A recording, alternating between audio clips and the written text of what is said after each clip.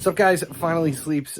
Today we're going to swap rotors out. We're going to do it on the wife's old Chevy Sonic, but this is basically a generic setup for whatever you have to do to replace rotors. It's a quick, simple swap using basic tools for most cars. This is going to be kind of a generic video, so if you're just looking to swap it out or see how difficult it is, it works the same for the front and the rear. Other than in the rear, you need to make sure that the parking brake is disengaged because the drum brakes inside the parking brake will hold the rotor on if you go to do it. If this helps, make sure you subscribe here at YouTube, turn on notifications so you never miss when this or any of the other car stuff goes live. Let's just get into it. All right, so here's the rotor. We're doing the driver front here on the Sonic. It's not that difficult, but as you can see, there's some major rust going on. The rotors are pretty rough, and we're just going to swap them out. She doesn't need brake pads because we just did that recently. Normally, though, I would say swap out your brake pads at the same time, and it's just a matter of once we pull the caliper and the pads off here, once this all comes off, you would just swap out new brake pads to be able to do it. There's really only, this is what's crazy, there's only one screw holding the drum on. It's just that screw. You just have to get the caliper and everything out of the way to be able to get the old one off and put it on. So the first step is to take, there's two screws holding the caliper. These are the piston screws. There's one here and one at the bottom. We're going to take those two out first. Then there's two bolts in the back, if we can see them. Where are we at? Right here. There's one here and one down below that basically hold the caliper to the back. And then once we get this whole assembly off, we'll just pull the rotor right out of the way.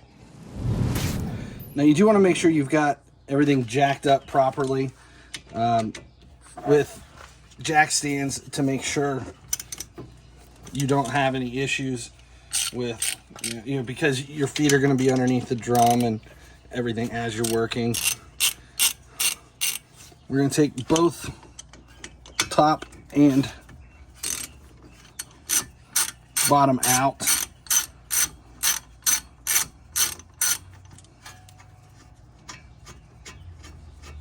Like I said, these are pretty relatively easy to get out because I just replaced brake pads, which is why and when realized that the rotors need to be swapped out as well.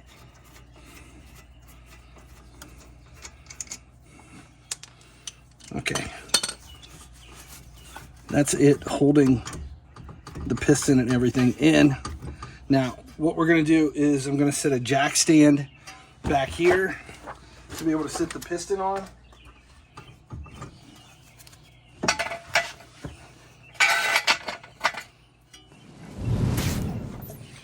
Now the next step is to remove the two bolts in the back that are holding the caliper assembly in.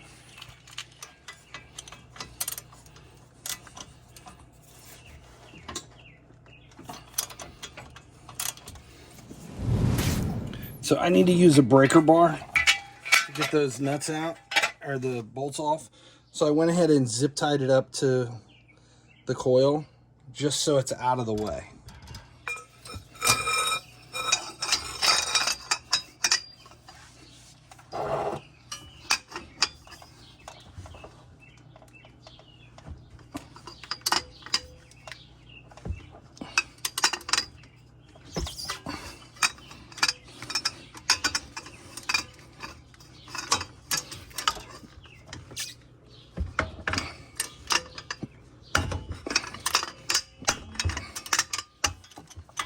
Now we should be loose.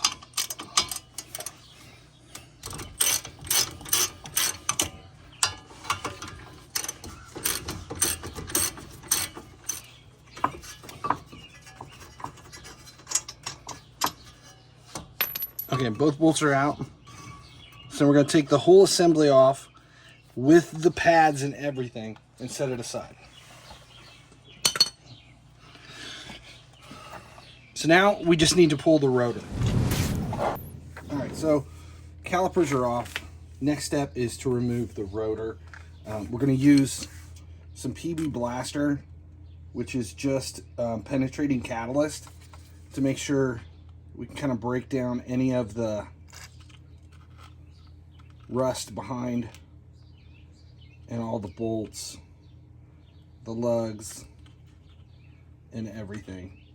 Normally when you do this, you're going to want to tap it a few times with a hammer to kind of get it in on the threads, but for this we're going to use a hammer anyway, just a little sledge to kind of break the rust up, to get it, and we're going to hit it just a few times in between all of the lugs just to loosen it up a little bit.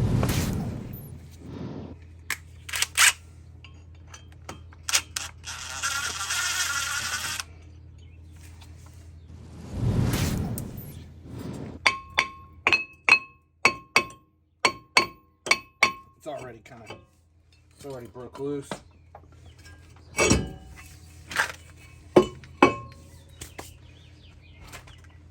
There's the hub. We're going to use a, it's going to get any excess rust off. And then we're just going to make sure we can clean it all. That way we don't seize up on the next rotor.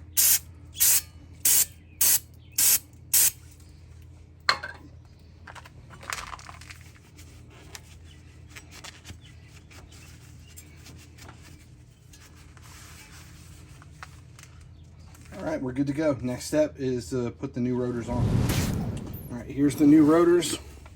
Just need to make sure we line it up so that the set screw is where it needs to be. Put the new set screw in.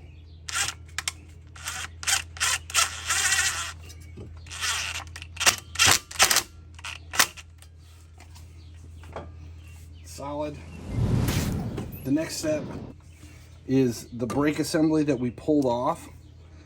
We're going to put right back on with the brake pads in place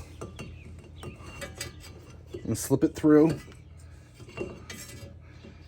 and then we hold it in from behind with those bolts.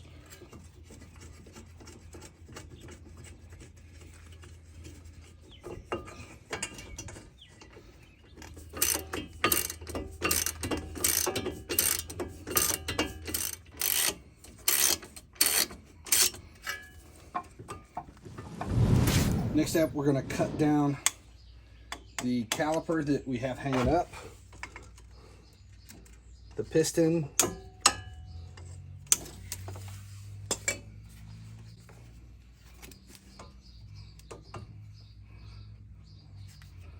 and place it back on. But right now I have to compress the piston. So we'll use a piston compression tool. Or you can use a set of channel locks. For this, we're going to use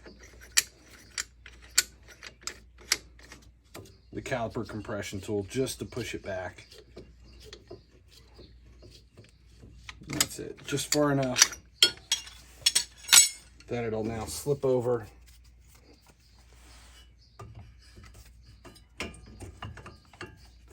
into position.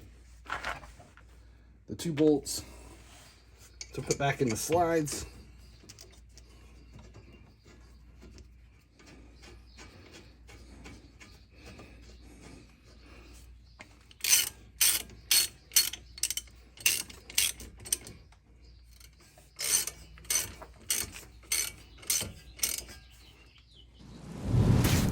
There it is.